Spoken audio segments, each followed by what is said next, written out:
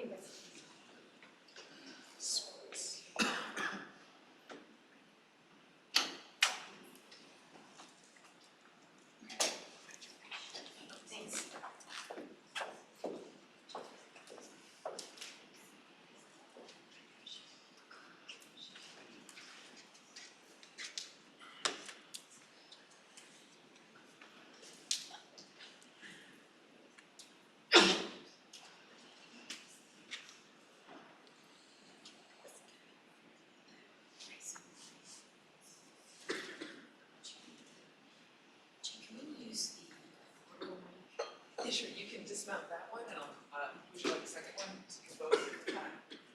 Yep. Hello? Okay. Hi, my name is Elaine Pollowicz, and this is my great colleague, Rachel Black.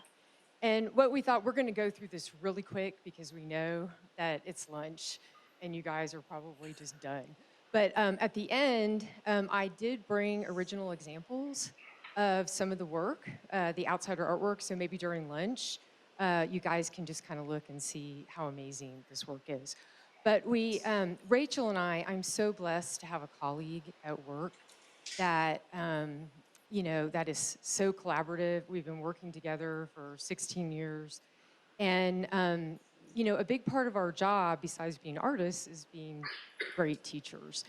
And I really loved a lot of the things that were said earlier.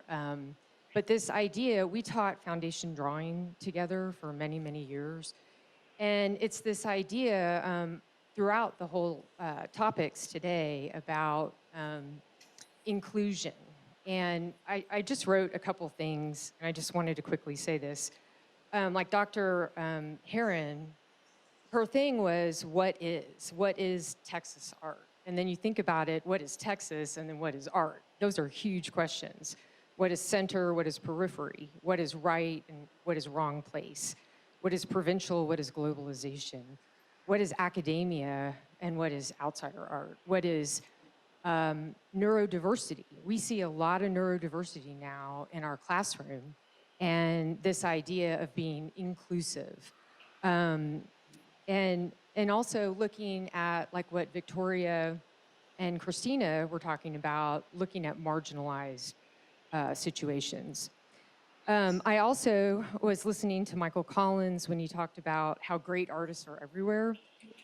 We are so fortunate that we have a very large art program, and there are great students, and they come from nothing, and this is their first experience into academia. But I think Rachel and I are very aware that they may not have been able to afford, the experiences of going to museums or affording to take art in high school. We have a very democratic situation at UNT where anybody can be an art major. You don't have to have a portfolio before you come in. And so I just love the fact about UNT in that. And also how Gus Capriva said that, he mentioned how great artists are also very influential teachers and really help the next generation, and I really feel that. I also was thinking about how Carlos was talking about the influence of Bill Commodore, and I was thinking about my own position in Texas art. I also grew up in Texas, and Bill Commodore, I was referred to him, and I took him when he was a professor at Brookhaven Community College before he went to SMU. And he was extremely influential for myself, even though I'm not an abstract painter. Okay, so with that, let's go ahead and get started. So I'm just gonna, let's see here, I'm very nervous. So what we're kind of thinking about is we're gonna show in our presentation examples of academic drawing versus having the antithesis with the outsider art. And really, this presentation is probably going to ask more questions than create solutions. So, Rachel, do you want to talk about the first? This was done in your the foundations. Oh, okay, we can just move on. But anyway, so we're going to kind of loop back into Bill Douglas and talk a little bit about this idea of looking at things within things, Paradolia.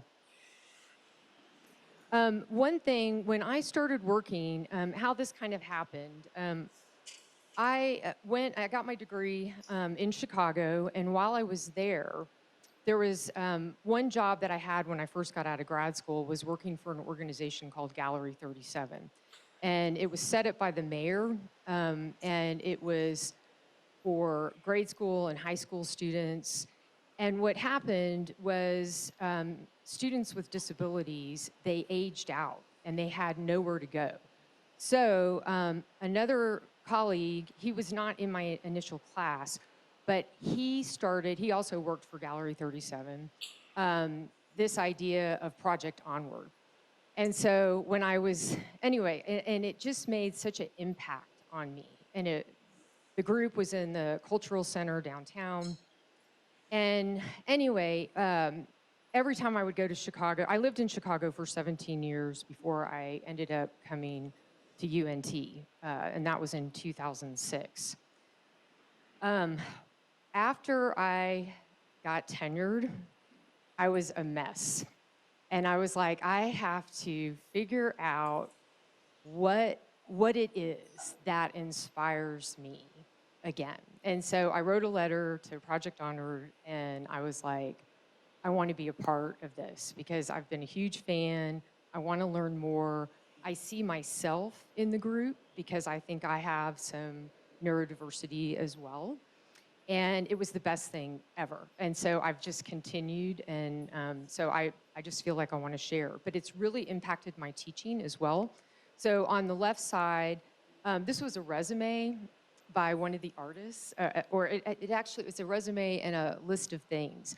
But this idea how you can see there's an artistic creative impulse just in handwriting, which is part of drawing. And then on the right, I also brought this. There was an artist, and it was super interesting how these are like coding. And she could see the message, but it was an incredible neurological kind of thing. And so then I started looking at biology and how there's genetics and all of this.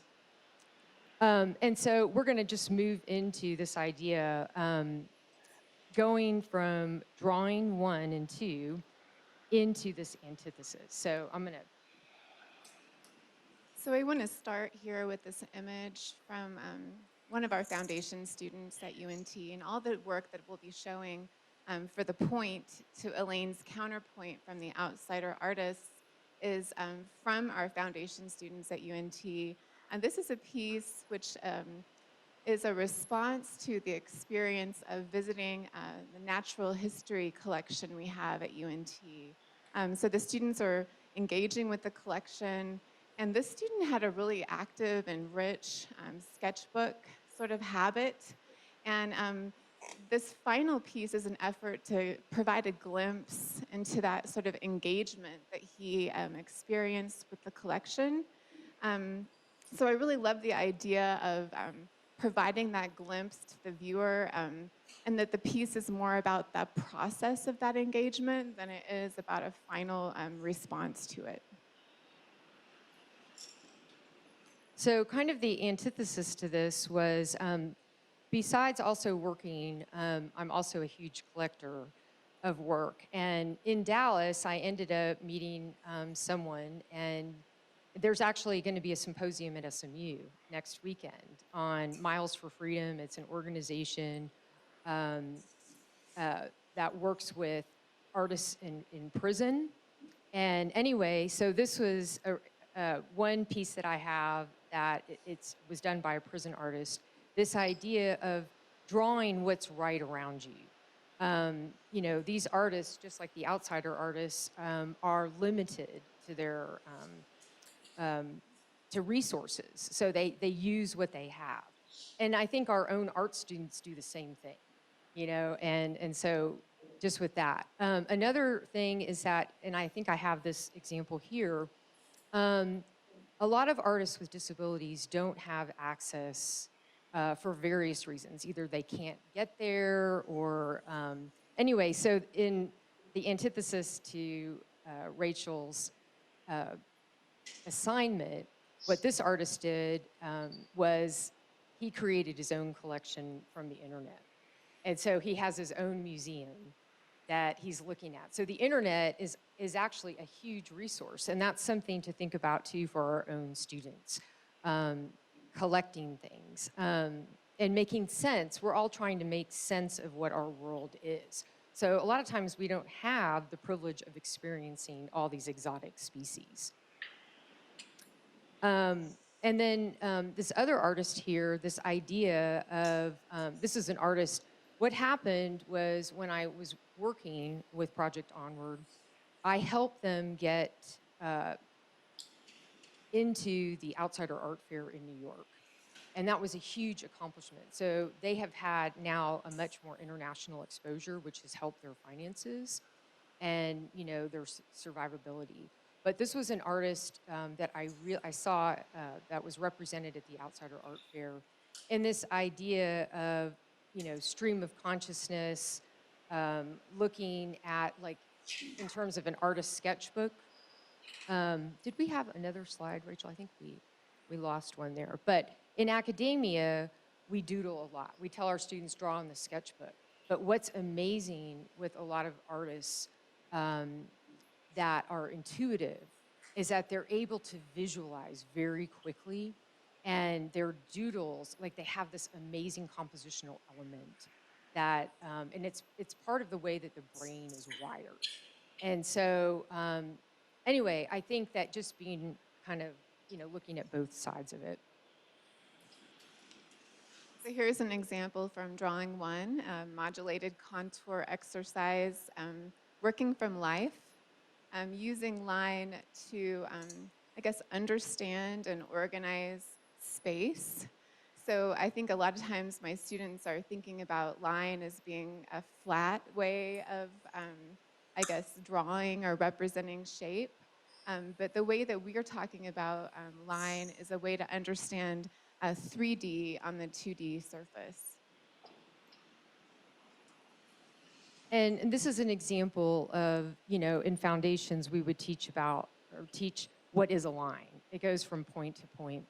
And this artist is at Project Onward, and I just thought that it's such a beautiful example of this idea of point and line, and how this becomes something else that's super poetic, that, you know, we're taught so much in academia to conceptualize and theorize, in a sense, when really it's just these simple intuitive thoughts. And we have to validate our students' intuition just as much as teach them. So kind of working from both directions. For this example from figure drawing, a way to sort of contextualize the figure, not just as the sole subject, but a figure in space. And we want to really, I like to talk about really considering format and not just subject. So context is important in this line drawing.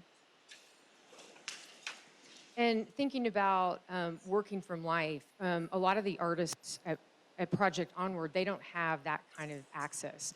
So, and we saw this last year in Zoom. If any of you had to teach figure drawing remotely, having the Zoom figure, but then we couldn't have it completely nude because then the university could get in trouble with pornography.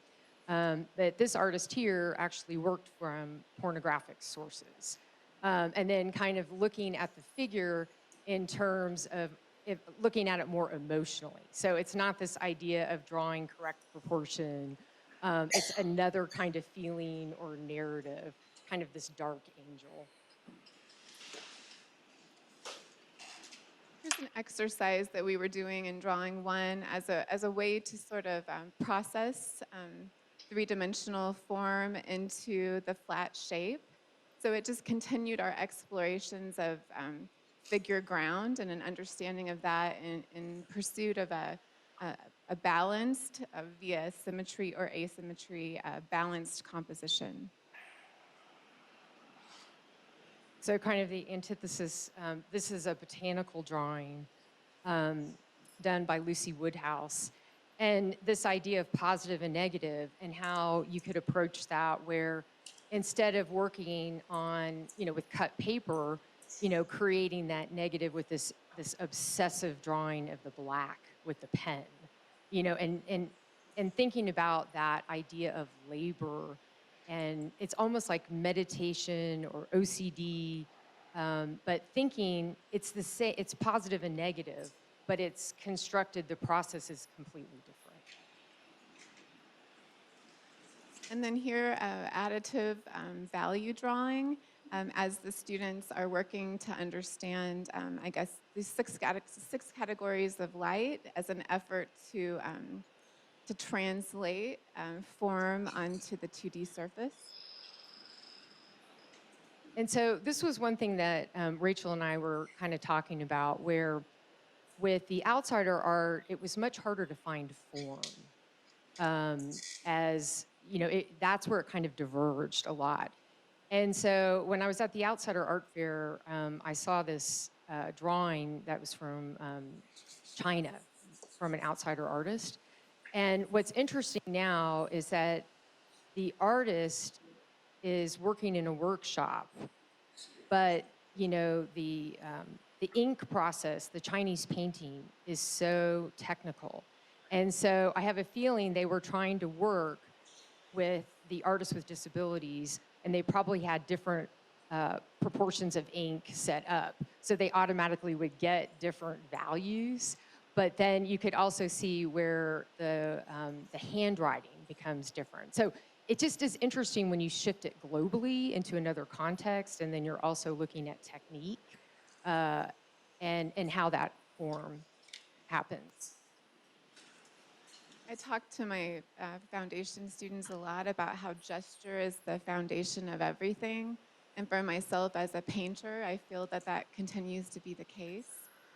One of the ways that I talk to them about gesture is how the mark or the body of the artist, in a sense, is mediating observation into action.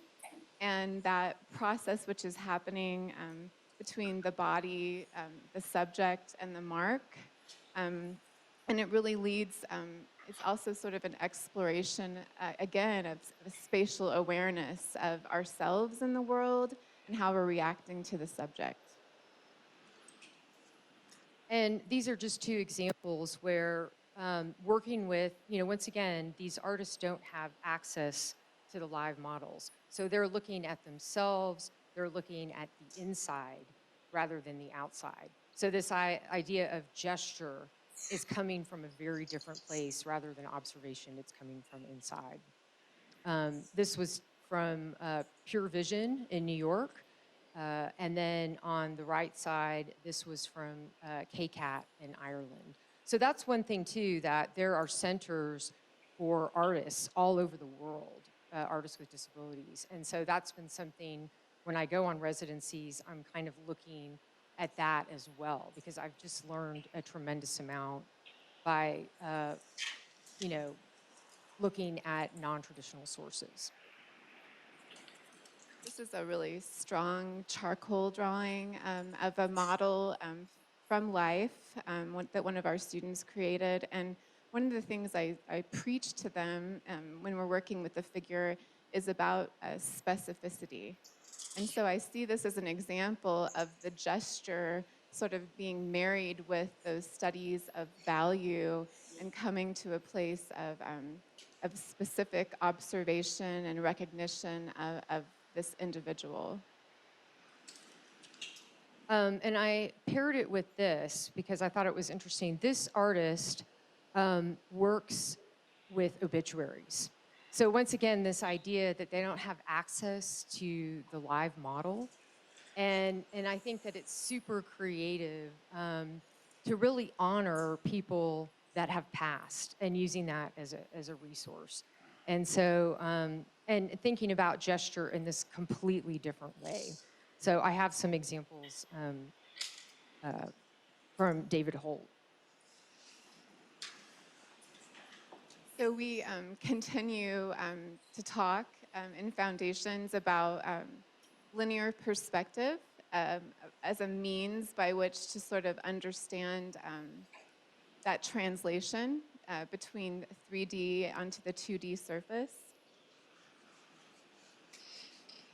And this is just, once again, just a different kind of slant of that, where once again, these artists are not working from life. They're actually working from photos. But you can see that this idea of photorealism is completely amazing. So Andrew Hall is an artist in Chicago. He actually was commissioned to do one of the subway stops. And these are very, very tiny drawings. So they're like 3 inches by 4 inches, but they're super meticulous.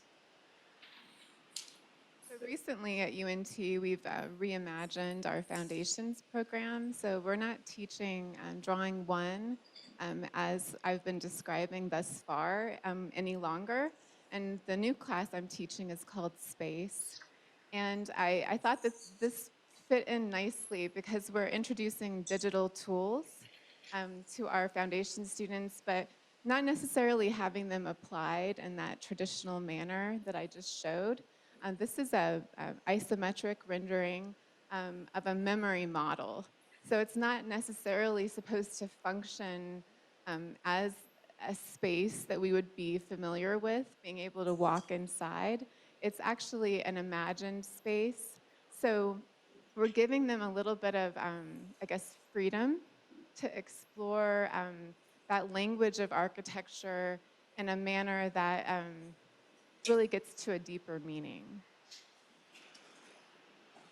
And kind of a counterpoint to that, Kareem Davis is an artist that started working just on newsprint. He worked as a dishwasher, and his employer brought him to Project Onward, and he first started drawing project housing that he was living in and all around. Now he is showing at Western Exhibitions in Chicago, which is an internationally known gallery.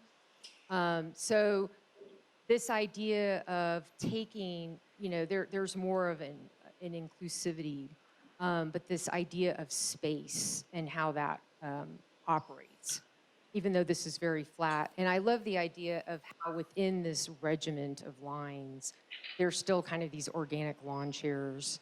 And then Now he's putting in, instead of the sun, he's adding the moon.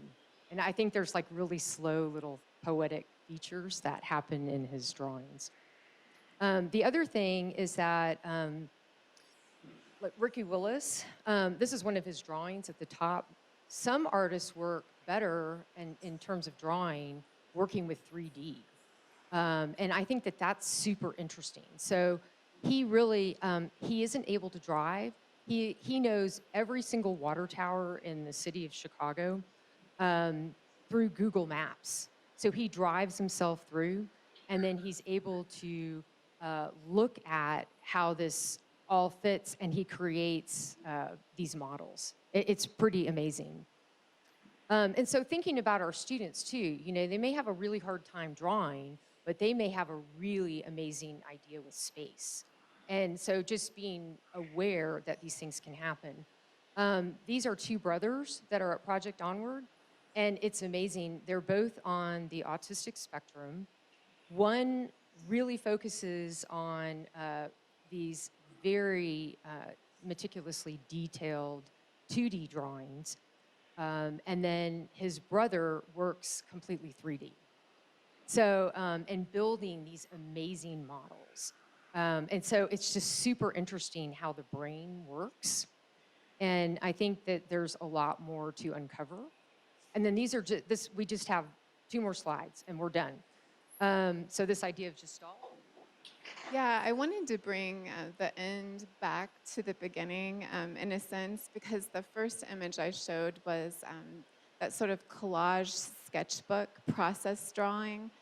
This is from the same experience of working from the Natural History Museum. If you look closely, you can see the sort of the image of a skull, an animal skull presented. And this is where, to me, it gets really interesting that the students can begin to internalize and sort of work from that skill set that we've provided and taken it beyond observation into a place where they're really exploring, and still with an idea towards how that image is composed. And honestly, I think this is the hardest thing that we try to teach our students is how do they take the skills and then validate themselves that they can compose innovatively and not be afraid and take those risks. And it's so much work. And so we'll just end with this idea of Gestalt. There's a term called Paradolia where they used to think, a lot of people have this, but at one time it was considered a sign of mental illness if you could see things within things. But it's our normal part of our brain to, you know, part of our survival is that we want to see the figurative. I mean, that's who we are, is we're figures. And so we're going to project the figure in there. And so I think that we can tap into that as artists and instructors. But it's also, my mother was, she's almost 90. She still tutors math, but she's an amazing mathematician and really interested in this idea of fractal patterns, scene patterns. And I think that intuitive artists, they just absorb what we already have as part of the earth and allow that raw vision to happen. So on the left, this is a painting from Australia. It's an owl. And you can see that this idea of repetition, I mean, there's a lot of complexities here, and it's just done so freely. And you can also see culturally how the Aborigines dot paintings also, you know, cultural, like what we look at, it also becomes part of the art. And then Bill Douglas, he's one of the artists, he's my age, really tremendous artist. And, you know, he has no plan when he starts these. It just happens, and it's incredible. And to allow our students to just take risks, and, you know, sometimes it may take 100 times, and we all know that. It may take 1,000 times before we hit the jackpot in there. But so with that, thank you very much. I know everybody's probably starving, but I can stay up here, and you guys feel free to look through any of the artwork, and you can ask questions If you want, you can come up. But thank you so much.